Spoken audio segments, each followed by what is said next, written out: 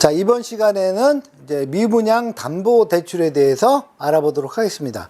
저기 미분양 담보대출도 되게 중요한 것 중에 하나입니다. 그리고 시행사 입장에서는 대주단을 설득할 수 있는 좋은 방법이기도 하고요. 자, 일반적으로 은행 및 새마을금고, 신협농협 등에서는 준공후 미분양된 물건을 담보로 대출을 해주는 것입니다.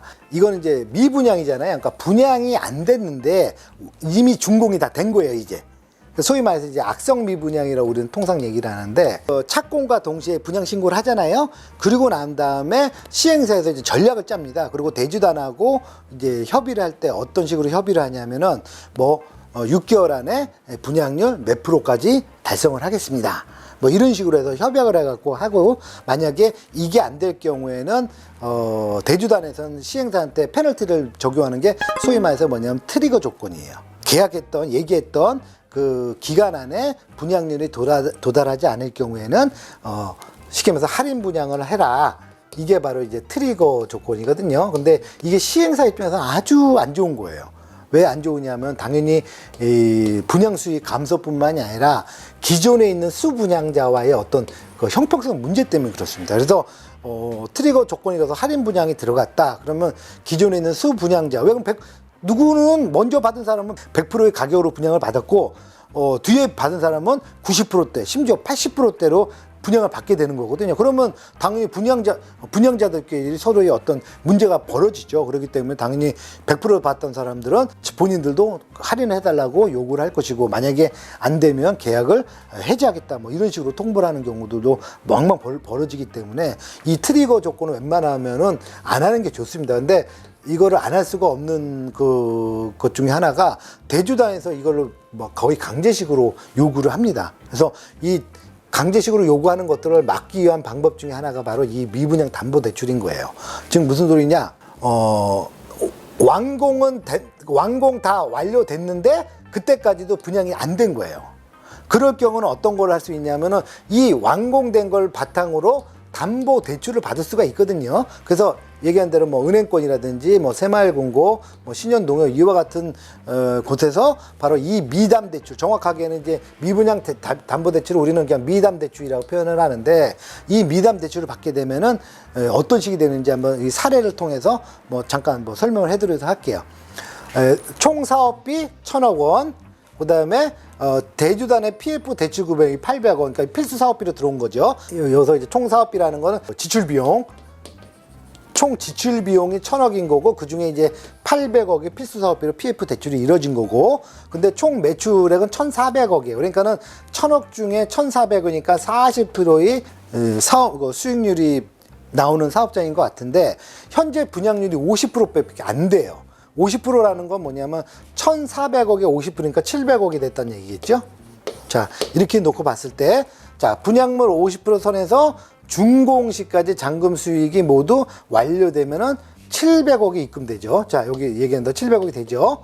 자, 따라서 대주단은 상한 구간이 800억인데 수입이 700억밖에 되질 않는 거예요.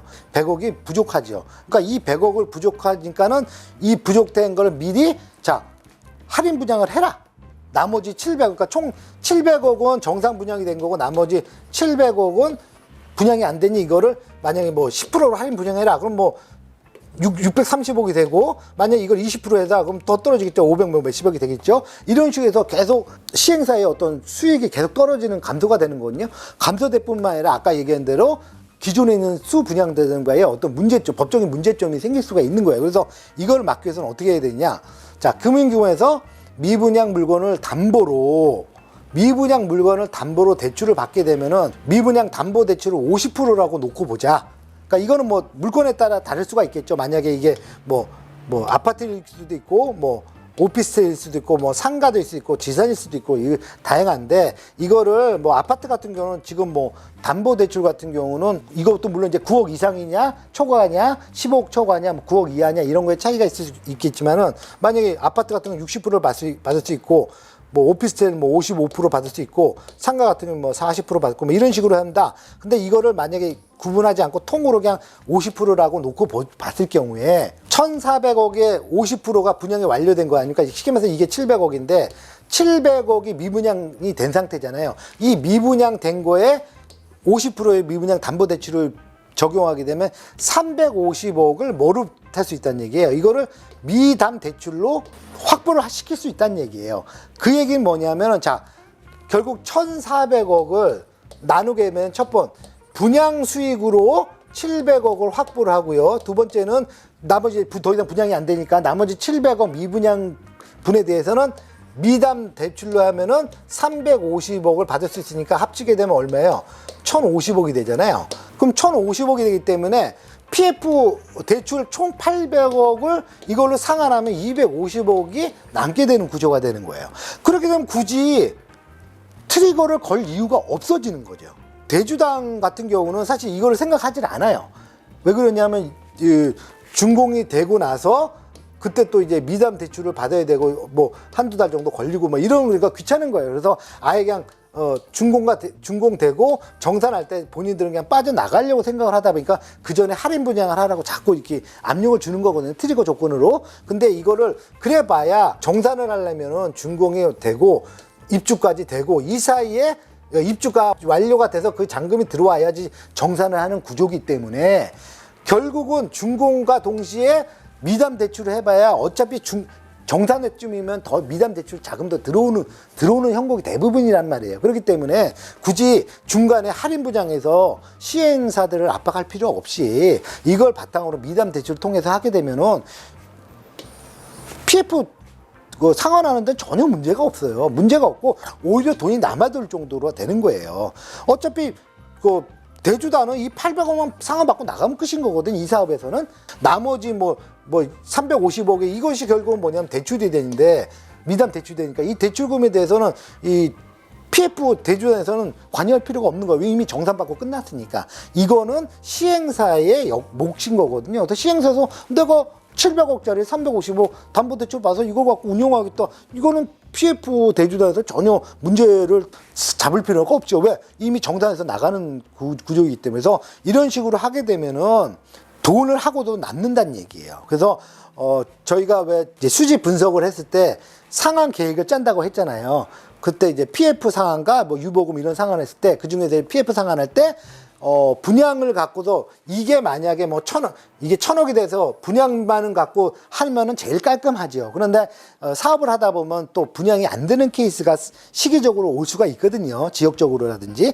이럴 경우는 어쩔 수 없이 이제 미분양 처리를 해야 되는데 이 미분양을 갖고도 얼마든지 미분양 담보대출로 얼마든지 상환할 수 있는 구조를 짤 수 있다는 거예요. 그래서 이 대주단이 트리거를 계약을 걸고서 압박을 할 때는 시행사 입장에서는 이 미담 대출로 방어를 해주는 거예요. 이게 분양 수익으로 다 못 갚는다 하더라도 상환을 못 한다 하더라도 얼마든지 미담 대출로서 상환할 수 여지가 있다라는 거를 정확하게 근거를 대가지고 보여줘가지고 대주단을 설득을 하는 거거든요. 그럼 설득하면 이게 논리적으로 맞다라고 한다면은 대주단에서도 트리거 같은 이런 좀 불합리한 거를 걸지 않고 받아주는 케이스들이 왕왕 일어난다는 거죠. 그래서 지금 이제 설명해드린 미분양 담보대출은 시행사 입장에서 트리거 같은 이런 불합리한 계약 조건을 좀 방어하는 대책으로 미담 대출에 대한 명확한 근거와 수치를 통해서 PF 대출 상환에 대해서 명확하게 보여준다고 그런다면은 이것도 좋은 방법이 될 수 있다라는 거를 말씀을 드리도록 하겠습니다. 그래서 앞으로 시행사에서 하실 때는 이거를 좀 명심하셔가지고 대주단하고 협의할 때 좀 잘하시면은 그렇게 대주단에서도 무리하게 이런 식으로 하지는 않을 거라고 보여집니다. 미분양 담보대출은 금융기관마다 조건이 조금씩 다릅니다. 예, 맞습니다.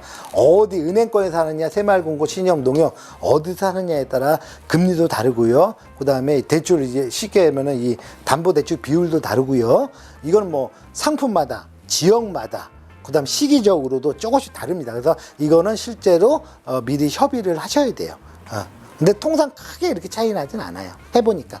그다음에 자, 미분양 담보 대출이 가능한 것은 이미 준공이 완료가 됐기 때문에 이게 사실 핵심 포인트예요. 만약에 준공이 안 됐다. 그럼 미분양 담보 대출을 쓸 수가 없어요. 완공이 된 것이 아니기 때문에. 그래서 그때까지 기다릴 줄 알아야 된다는 얘기예요. 그렇기 때문에 그 전에 트리거를 자꾸 대주단에서 걸어가지고 할인 분양을 하려고 해도 기다려라. 어차피 너희들이 이거 상환 받으려면 정산이 돼야 상환 받을 거 아니냐. 정산되기 전에는 이미 준공이 끝나고 입주까지가 완료가 돼야 정산하니까 그 사이에 얼마든지 미담 대출로 상환할 수 있다라는 걸 보여주셔야 되는 거예요. 근데 그렇게 해서 시행사에서는 대주단의 어떤 요구하는 그 무리한 요구에 대해서 방어하는 대책으로 쓰시라는 겁니다. 자, 건축물 대장 등기부등본이 끝나서 담보가 확정되기 때문이다. 그다음에 대주단이 요구하는 트리거 분양 조건은 보다는 미분양 담보 대출이 시행사에다 훨씬 유리하다. 예, 요거는 꼭 말씀드리도록 할게요. 그래서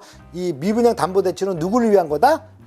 시행사를 위한 것이고 이 시행사를 위하는 것이 PF 대주단한테도 전혀 손해가 가지 않는다라는 것을 수치상으로 명확한 근거로서 보여주셔가지고 협의를 하시라는 겁니다.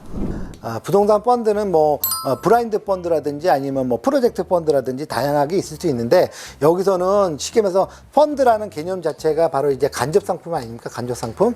직접 투자하는 상품이 아니라 간접 투자하는 상품이고 대부분 이제 하는 데가 이제 뭐 자산운용사 이런 쪽에서 펀드를 이용하는데 부동산 PF에 대한 투자를 고려할 때는 다음과 같은 뭐 이렇게 조건이 되게 까다로워요. 근데 이거를 일반인들이 이 조건을 전문적으로 검증한다는 건 사실 말이 안 됩니다. 말이 안 되기 때문에 어떻게 보면 이제 자산운용사의 공신력을 믿고서 가는 거거든요. 근데 여러분들도 아시겠지만은 1년 전, 2년 전에 뭐 옵티머스라든지 라임이라든지 이런 자산운용사에서 사실 그 많은 문제점들이 발견이 됐잖아요. 그래서 그것 때문에 최근에 부동산 펀드 열풍이나 이런 것들이 많이 식은 상태예요. 저 같은 경우에는 이 부동산 펀드에 하는 거를 그닥 이렇게 추천을 하지는 않습니다. 왜 그러냐면 이제 자산운용사 우리나라가 되게 어떻게 보면 좀 규모에 비해서 많이 난립한 상태거든요. 벌써 200 몇십 개 정도가 지금 운용이 되고 있는 것이고 그 운용된 대부분들이 그닥 그렇게 수익을 많이 내지를 못하고 있는 심지어 이제 마이너스 되는 상품들도 왕왕 벌어지고 있는 상황이기 때문에 이 부동산 펀드가 있다라는 것 정도만 이해를 하시고 이거에 대해서 뭐 깊이 뭐 이렇게 뭐 관여하신다든지 실제 투자 이런 것들은 조금 지금 상황은 좀 안 맞는 것 같고요. 그러니까 이런 게 있다라는 것 정도만 이해를 하시면 될 것 같습니다. 자, 요것만 한번 읽어보고 갈게요.